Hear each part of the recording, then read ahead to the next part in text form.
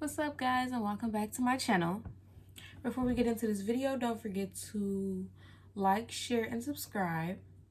If you're a new user to my channel, welcome. Go check out some of my previous videos. And yeah, let's get into it. So, about the title today, you guys will see that I will be talking about my recent trip to Cincinnati and the fact that my baby turned 1. Also, I will be discussing the topic of how it's been parenting in a pandemic. While I'm doing that, I'm going to be making breakfast for the baby and my grandmother. So, let's get into the video. Alright, so first I'm going to discuss this parenting in a pandemic.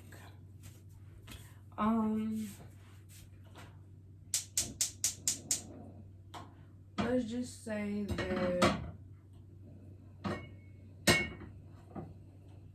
before COVID hit, like, life was cool.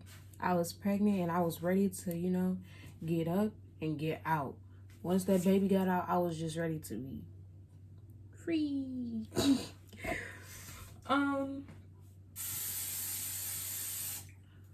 I had been hearing about the coronavirus on the news prior to it hitting the US.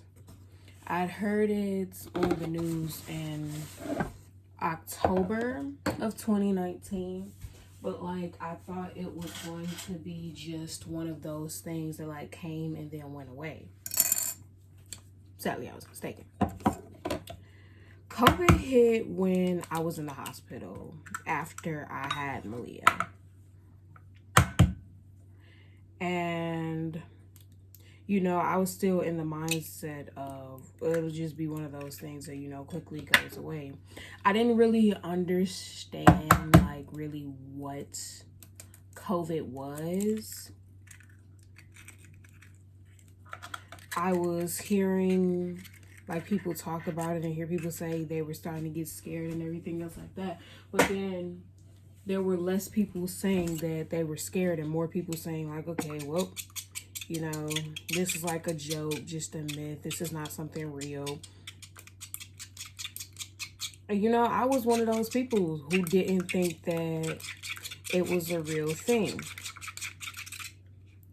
I stayed in the hospital with Malia for 1 week. And you could see the how do I want to say this? That week, everything changed.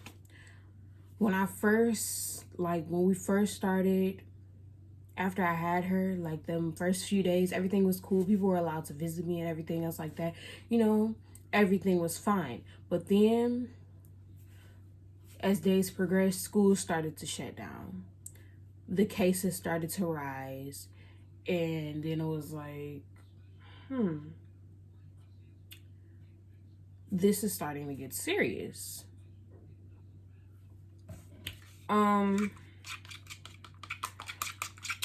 As our days progressed, I was told that no one was allowed, like, I wasn't allowed to have as many visitors as I was before. So only one person could visit me.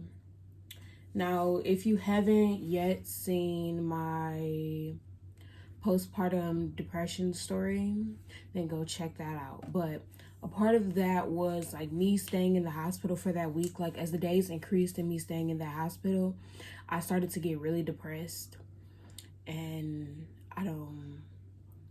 it just started to get really hard just being in that environment and feeling like I don't know what's gonna happen here. So the fact that I feel like a big part of me like staying up was when people came to visit.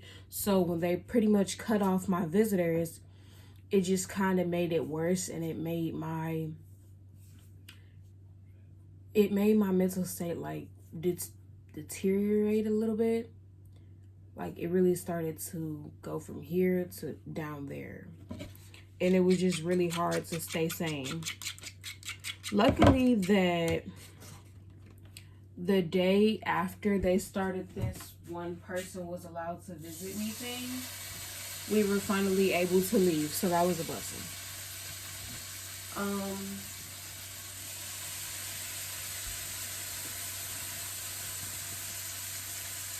Coming the day that we left the hospital, that's when you like stuff really started to kick in, because as we're exiting out of the hospital, I'm seeing temperature stations. Like, you have to do this, like, basically fill out the sheet in order to get into the hospital. Like, so much stuff was happening. Following our hospital stay, we had to like continuously bring her back and forth like every week to check some things out with her health. And like, it was really getting bad. Like, the cases were steadily rising up. We weren't able to go in to her hospital appointments like together. It wasn't able to be like a parents thing.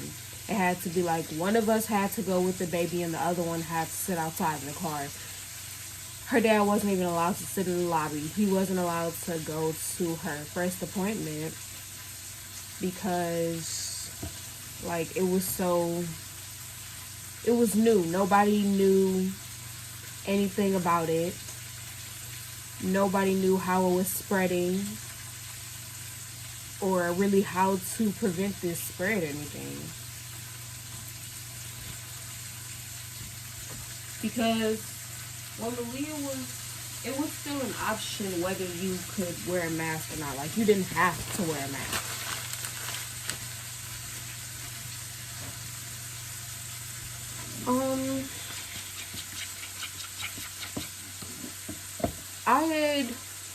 I had envisioned all of these things that I was going to do with her after she was born. Take her to the zoo, take her to the park, have her be like around people, show her to the family, do all of this stuff with her. But it's like, once COVID hit, boom, we're on lockdown. What do you do?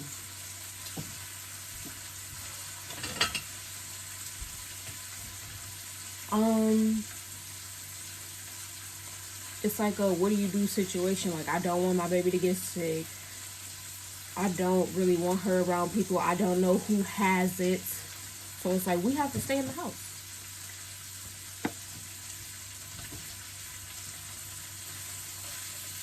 It was something new for us. It was pretty much like adjusting to a new life. But it's like an uncertain life because what happens next? Like, what do we do? This is really our reality. Like, COVID was something that you see in the movie and be like, oh, well, that never happened. And then boom, here it is knocking at your front doorstep. Hello, here I am. What do you do with it? It's not something that you've prepared for because it's something that we never thought would happen. So it's just like, now we have to adjust to this new daily life. I am going to say that parenting in a pandemic was a little difficult when it came to like the doctor's appointments and everything else like that, because anybody who's had a kid knows that those first shots are crazy. They are something fierce, and it's not really something that you want to do by yourself. Like, you want to have the other parent there with you so that they can experience that too. But it's like we weren't able to do that. I wasn't able to really do as much that I wanted to do with her. She wasn't allowed to have many of her first this summer. When you take your baby to the zoo for the first time on a Monday because it's free. We weren't allowed to really do much. It's pretty much like we were on lockdown this summer. So honestly, this year will be her first time really experiencing a summer because she wasn't really allowed to do anything last year because you don't want your child to get sick. So it's like, stay in the house. Let's go.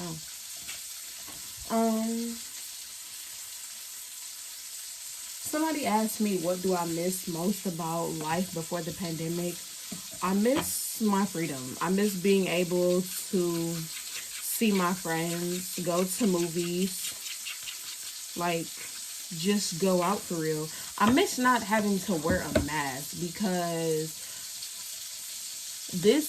like it's really hard to breathe inside of these masks.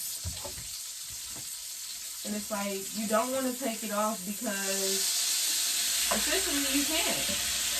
Like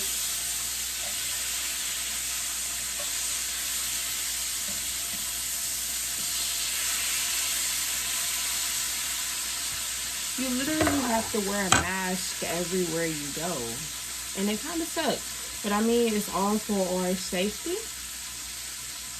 Another thing I miss about life before the pandemic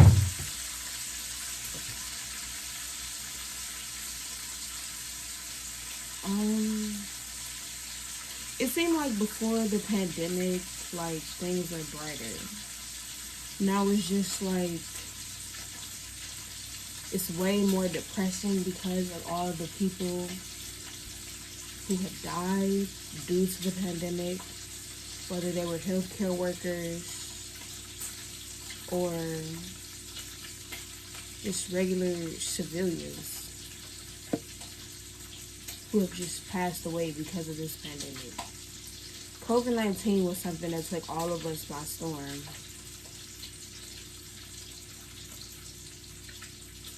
It's just something that, you know, something that you just wish kind of would just go. Something that you wish never happened. Honestly.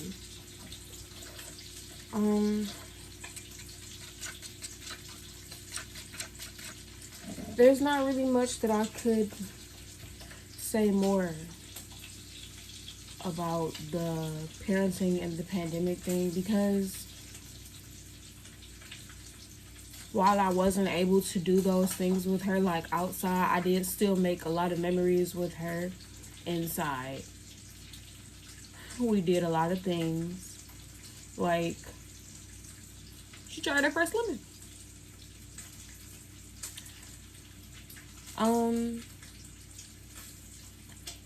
And one of the recent things that we did was we took her down to Cincinnati.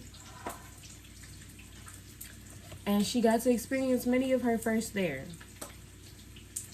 It was her first time in a pool. She really enjoyed it. She went to her first state. When we were in Cincinnati, we crossed the bridge over into Kentucky. So she went to her first other state other than Ohio. It was her first time at the aquarium. Her first time at a museum. When we went down there, we went to the African American History Museum. It's the Underground Railroad Museum in Cincinnati. And if you haven't, you should go check it out. Because it is... One thing I can say is that if she knows nothing else, she will know her history.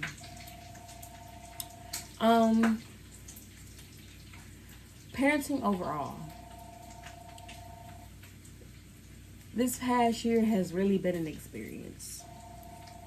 I have grown a lot with my daughter. I have learned a lot from my daughter about not only her, but about myself. I've learned self-love. Started a lot of self-care.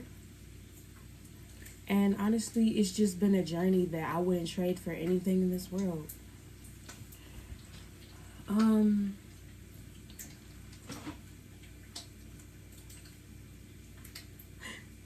I really cannot believe she's one. It makes me want to cry when I think about it because it's just like this whole journey that we've taken together has just been amazing. She's the most amazing little girl. Watching her grow every day has just been great. I'm definitely going to put some clips in for you guys so that you guys can, if you've never seen my daughter before, first off, if you haven't seen her before, go follow me. My Instagram link will be in the description box below, and so will hers because she also has an Instagram page. Also, you can go follow my Instagram page, documenting my journey for motherhood. It's called Mother.Chronicles. That will be in the description box below as well. But this journey has been amazing. It's been a different one because of the pandemic, but that didn't hinder me getting to know my child. It didn't hinder me doing the best I can to be a great mom and to provide for her.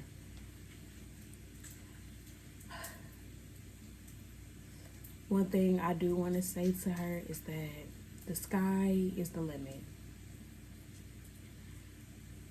I see her just growing every day and just learning. She's such a smart baby, learning so much and just doing so much. The sky is the limit. You can do anything that you want to do, and I will always be here 100% backing you. Period. No matter what you want to do, I will always be here to guide you, to help you, to see you through everything. Malia is like, she's my light.